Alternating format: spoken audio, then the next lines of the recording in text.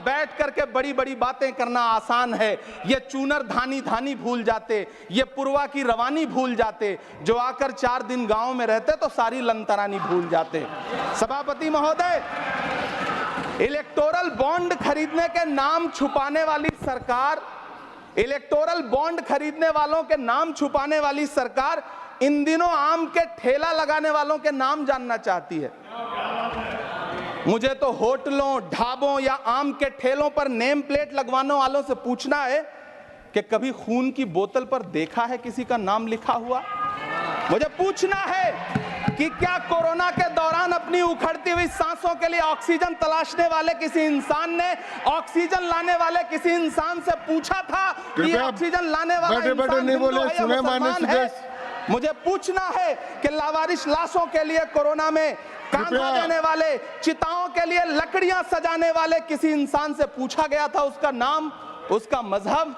लेकिन इन दिनों पूछा जा रहा है। सभापति महोदय, अफसोस देश के प्रधानमंत्री जी ने कभी न टूटने वाली चुप्पी ओढ़ ली है।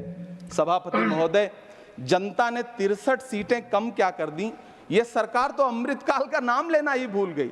ये भूल गई है अमृतकाल को, ये भूल गई है मनरेगा को, ये भूल गई है मौलाना आजाद नेशनल फेलोशिप को, ये भूल गई है मणिपुर को, ये भूल गई है महाराष्ट्र को। मुझे गर्व है कि मैं राज्यसभा में महाराष्ट्र का प्रतिनिधित्व करता हूं। महाराष्ट्र जो देश की आर्थिक राजधानी है, जो टोटल कॉर्पोरेट टैक्स का 40%, इनकम टैक्स का 32% और जीएसटी का 20% इस देश को देता है, उस महाराष्ट्र के लिए इस बजट में एक शब्द नहीं है। आप बैठ जाए। सभापति महोदय, आखिर महाराष्ट्र से किस बात का बदला लिया जा रहा है? महाराष्ट्र ने लोकसभा चुनाव में बाबा साहब अम्बेडकर के संविधान को बचाने के लिए वोट क्या कर दिया? प्रधानमंत्री जी तो महाराष्ट्र से बदला लेने पर उतर आए।